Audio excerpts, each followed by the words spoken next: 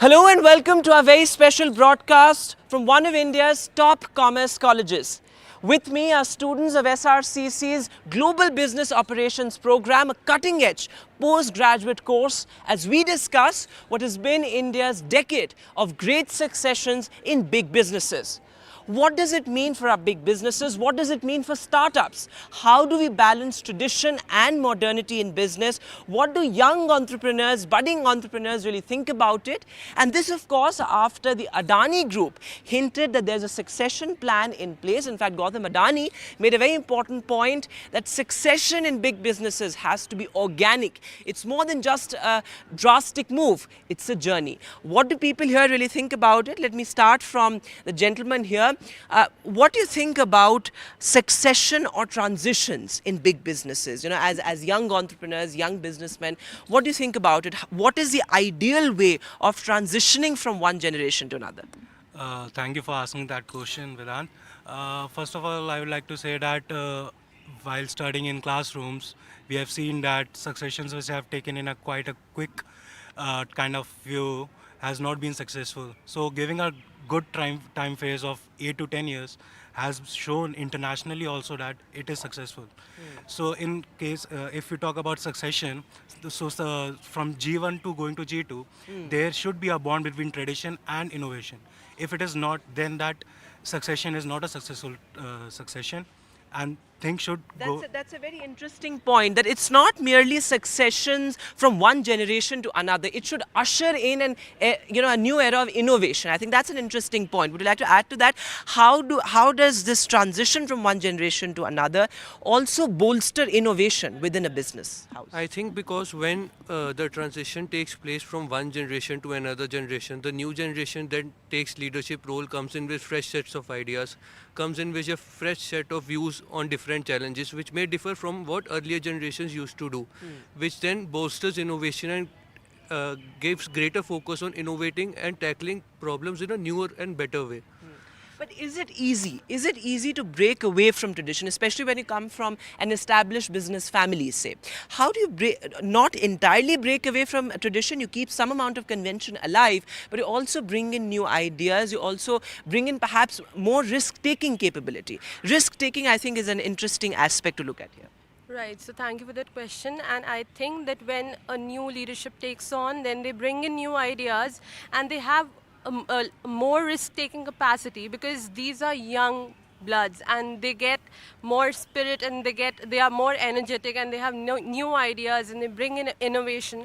So this helps them to bring in innovation. Plus they also know what the legacy business carries, so they know the core values, so they don't And what are the pitfalls of perhaps so they don't want to drift away from the core values, but at the same time they do need to bring in modernity with them, the technology, and innovation, so that the business can grow. Okay, would you like to add to that? Yeah.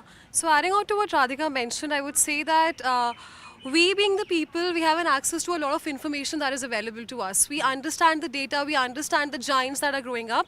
So I think breaking through the tradition, I would say this modernity should be taken as a next step of going into another generation that brings us with new ideas and traditional values being encoded into us. I think adopting the modernity would give a new arena and a new sort of thought to that business that we are trying It to is a logical progression to move to that. Let me also get in some more voices, because something interesting that we were discussing earlier was about risk-taking behavior.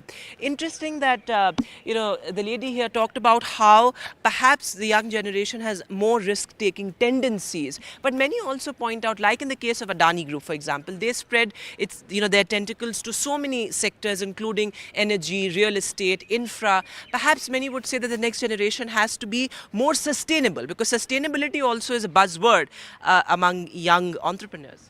So basically, with sustainability comes innovation. Like if we are working on continuous innovation, because as we know, our legacy businesses have fundamentals built up, and now what the generation two, as Adani mentioned, they had to do is they had to build on these building blocks, and there comes the role of innovation came into play. So like if they continuously innovate, they will definitely be sustainable. As we have seen, different brands, different companies are actually working on that particular prospect only, that they are continuously innovating, and with that innovation, sustainability comes in hand.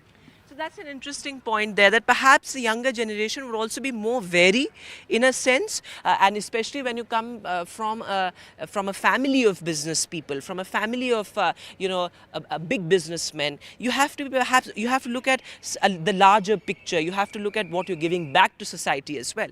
So basically, it actually shows like whenever somebody is taking over, like Generation 2 is coming in place of Generation 1, they are actually well trained. And as you were talking about sustainability also, it's not happened in a single day. They are also trained on the sustainability aspect also, because the company know or an organization know that sustainability is a need for an hour. It's actually very important. So the succession, that's why the succession also happens gradually, because the graduation growth in that terms will actually help them to get trained on the sustainability aspect also, and bringing in their innovation ideas. So that So that's an interesting idea that you're talking about, that perhaps when you have a new generation taking over, there's more exposure also that comes with it. So Because there are new challenges, whether it's artificial intelligence, whether it's social media. There's so many new challenges in new age businesses.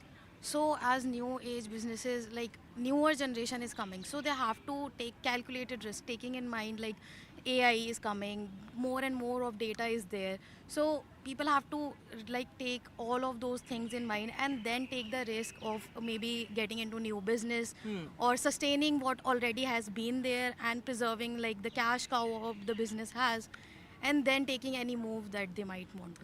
So that's an interesting point there, and I think the sense I'm getting is that perhaps one has to make sure that those core values are intact as we go forward, as we look at expanding the business and also giving back to society. Because I was discussing this earlier with you guys, that performance with purpose also is something that young entrepreneurs are really looking at. Actually, all the businesses when we see today, they work on a value giving purpose. So when a business is providing value to the customers, or let's say anything, like if it's a B2B, it is solving a purpose for the other business or the customer.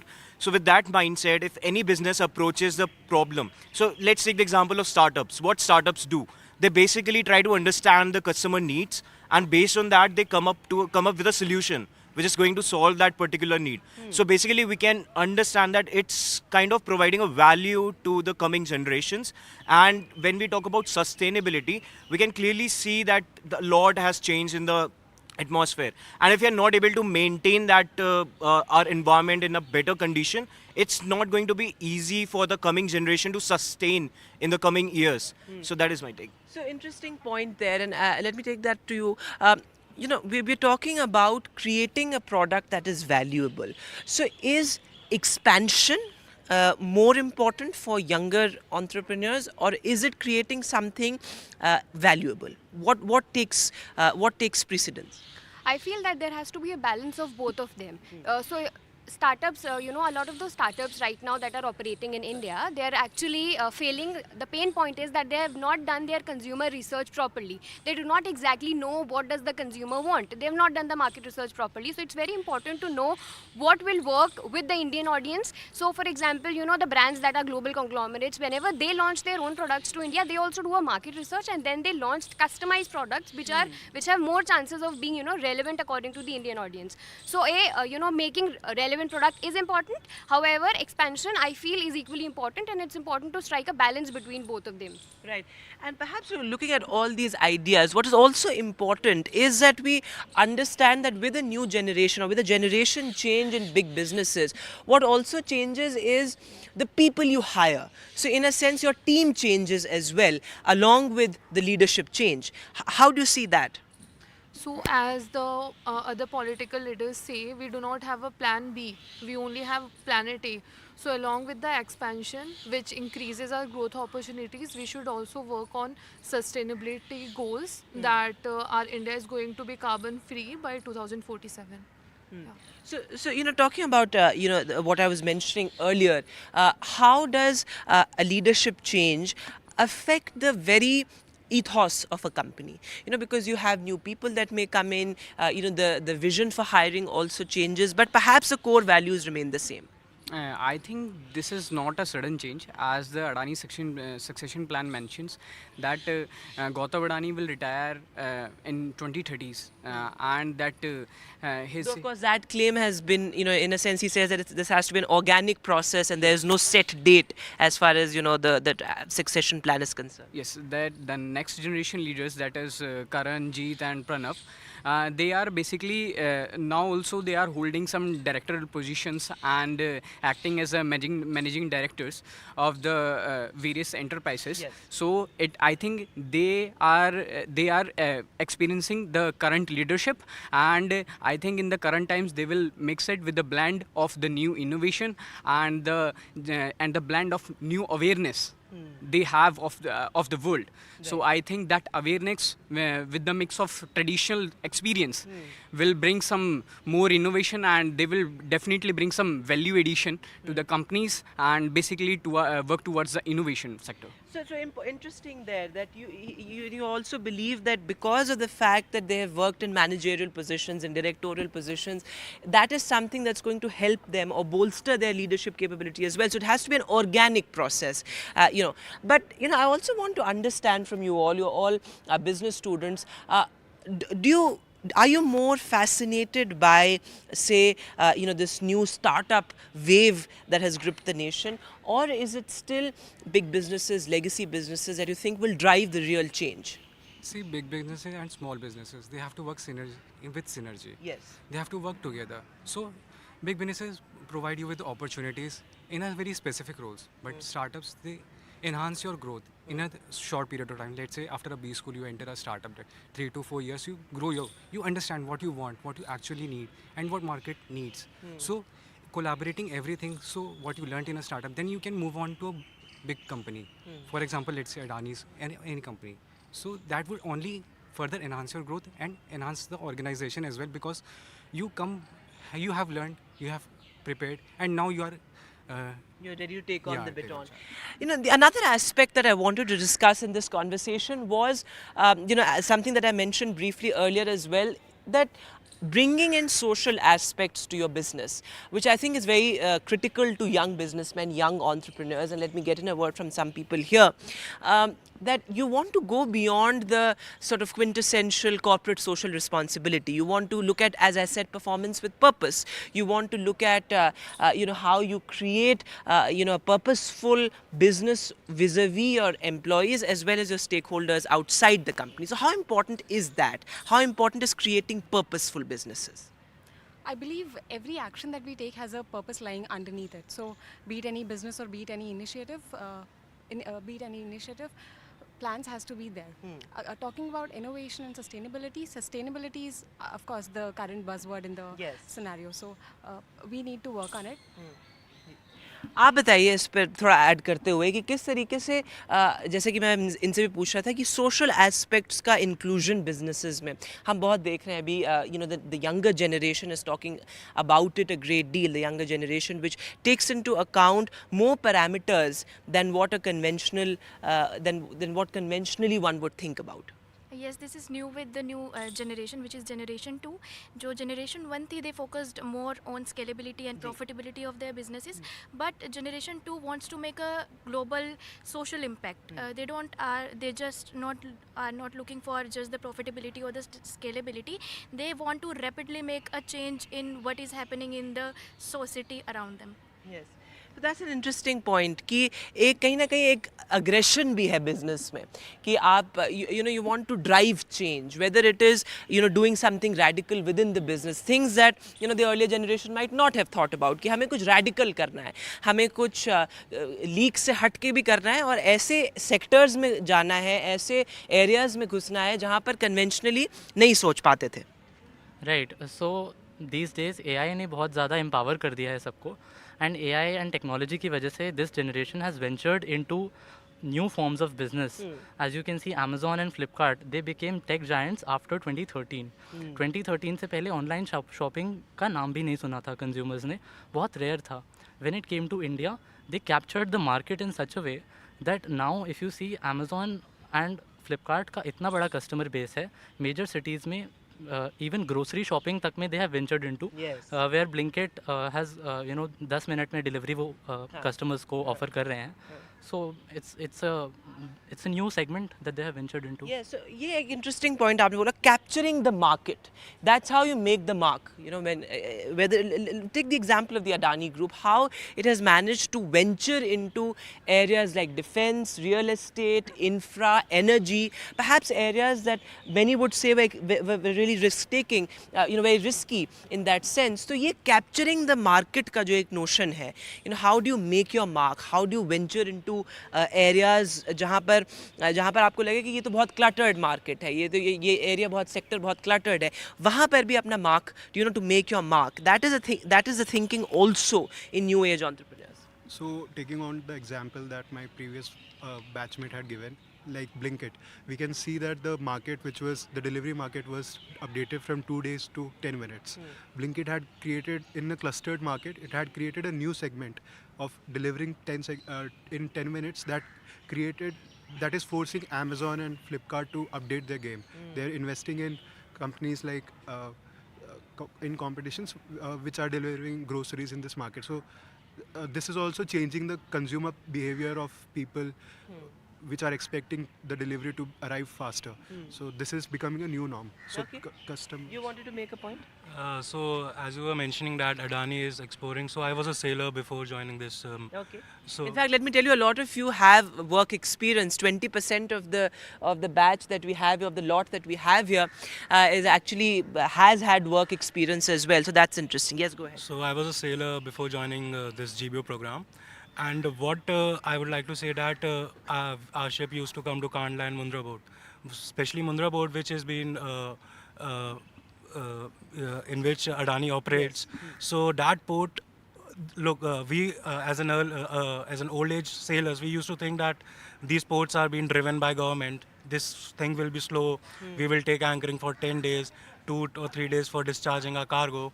But now what Adani has done is that within 24 hours your ship is fit to go back to sail. So this time saving concept has been coming with innovation also that we should highlight while exploring new business market or business segments. That's a very interesting point, actually, an interesting, first-hand experience that you've had as a sailor, and now that you're, studying business, you'll of course look at all those aspects of convenience, look at that aspect of, bringing in new technology. In fact, let me get in some more voices from here.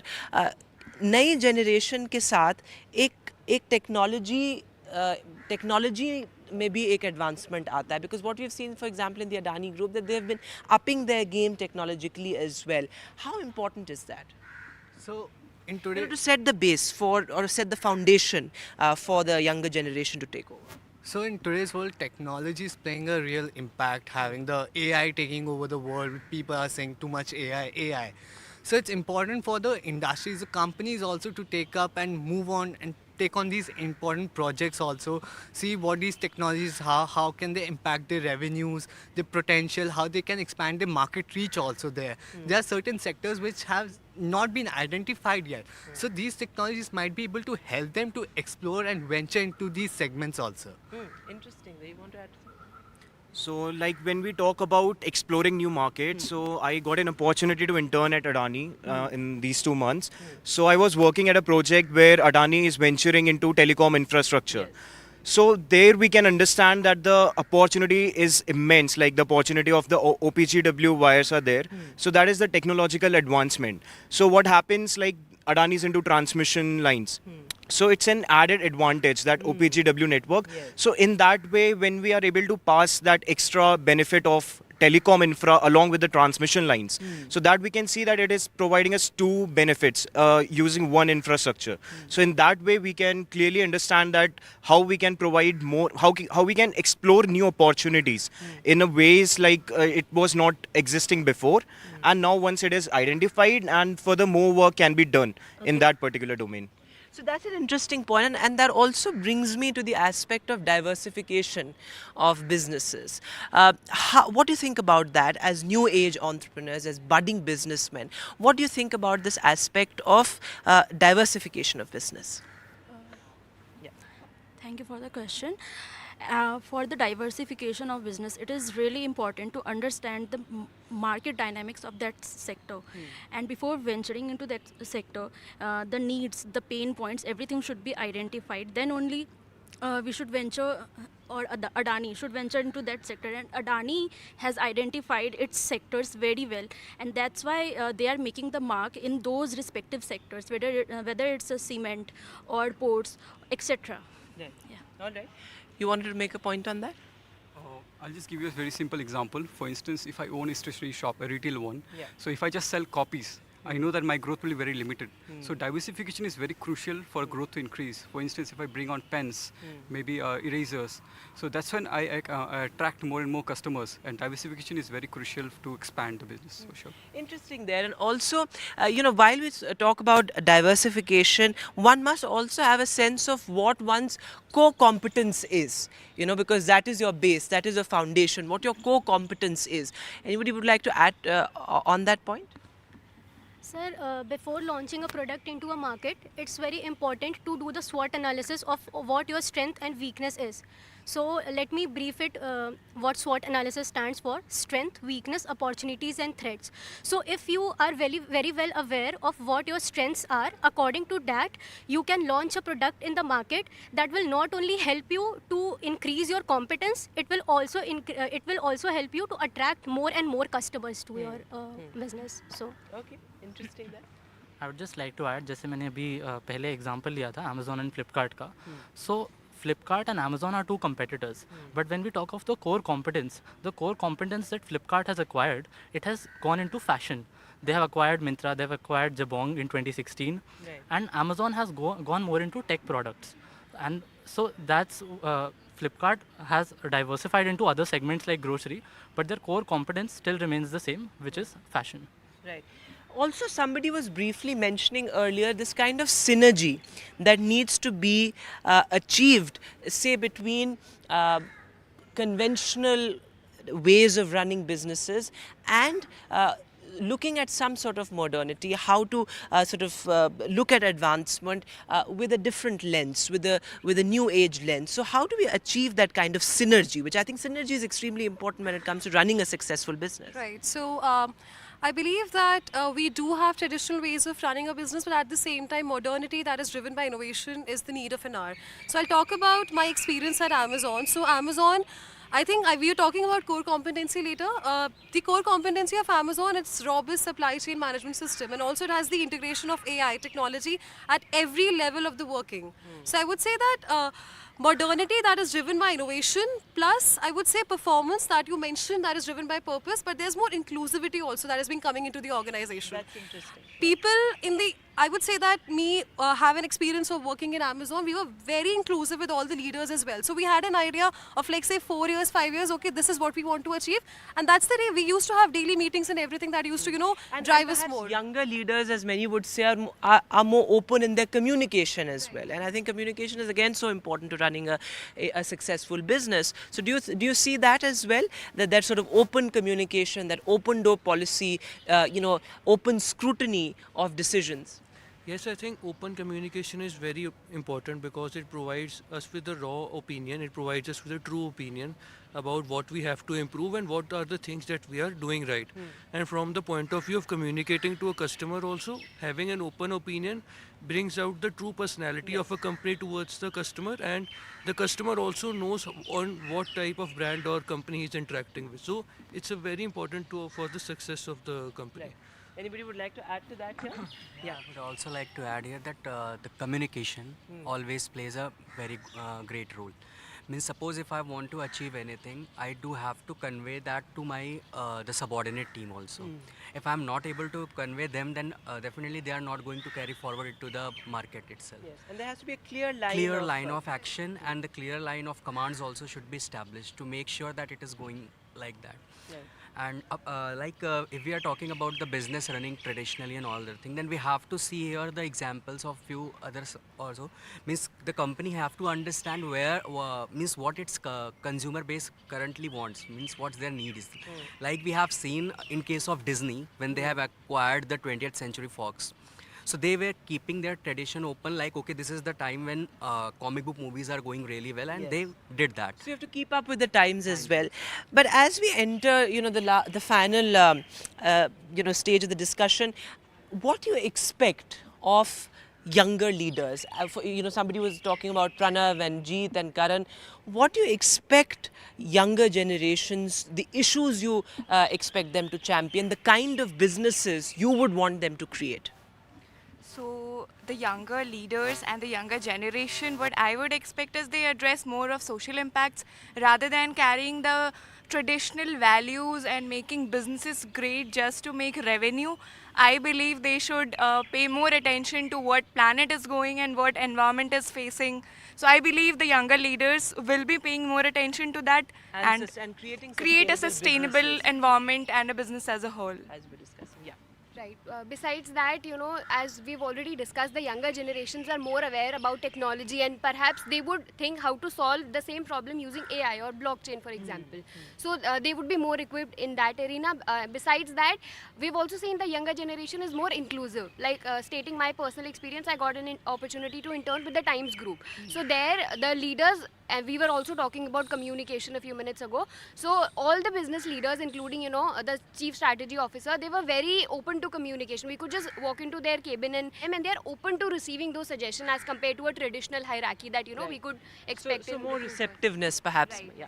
Yeah, in addition to that, I think sustainability would also be a major factor for the young leaders. They should take into account the sustainability factor. As we see today in the finance world, ESG investing isn't a buzzword. Yes. So ESG stands for basically environmental social governance factors. So we should take into account all those factors while taking into while earning profits also. So ESG should be taken into account apart from earning profits. Right. Yeah. And like we can clearly see the concept of made in India. So Yes, I really expect I'm expecting these young leaders are going to focus more on the made in India concept and then take these products which are produced in India to the globalized world. Because currently when we see that our imports, we are more import dependent. And like these leaders can focus on transforming our nation to a export dependent nation. Like we're exporting more than the So importing. not just being self-sufficient, but also providing to other looking countries. at that's an interesting point, and I'll come to you as well. But looking at this idea of make in India, for example, the Adani Group has been pretty focused on that as well. So how do you see young leaders taking that spirit forward, that spirit of make in India? So basically, as we know, the government is actually already creating an ecosystem. We have various schemes. Like we have schemes like Sagar Mala, Bharat Mala, and like schemes like PM Mitra, National Freight Dedicated Corridors, where government is actually focusing on building the ecosystem. But the role of young entrepreneurs come into play, where they actually use all these opportunities, track all these opportunities, because the entrepreneurs of young age are much more educated, much more aware about what is going on in the Western countries, and they can actually take that, work on that, and then they can build themselves according to that. So the duty of young entrepreneurs as of now is actually learn, cohort, and build on that. Okay, that's an interesting way of putting it. Yeah, yes, you wanted to say something. Yeah, so I think Adani can play a huge role in Make in India, and how? Because Adani is actually building the core infrastructure in our country besides the government. So they are giving us the ports, the roads, the energy, green energy. And this can serve as a launch pad for the new entrepreneurs who are going to come into Make in India. So the three main pillars of any, for an entrepreneur are capital, then human skills and operational resources. So I think Adani is giving us the operational resources, which are the rails and the roads and the ports, and this can greatly help us, grow the Make in India program. It can serve as a great You put it very interestingly, and I think that's a good note to end the show on as well. That these foundations can actually sort of serve as launch pads, as she put it, for the younger generation. Of course, these young entrepreneurs have a lot that they expect from younger leaders, and hopefully the expectations are met with, and we create businesses that are sustainable, that are created with a long-term vision, and that ultimately provide opportunities for all. That's it from me on the show. Thanks so much for watching. Goodbye.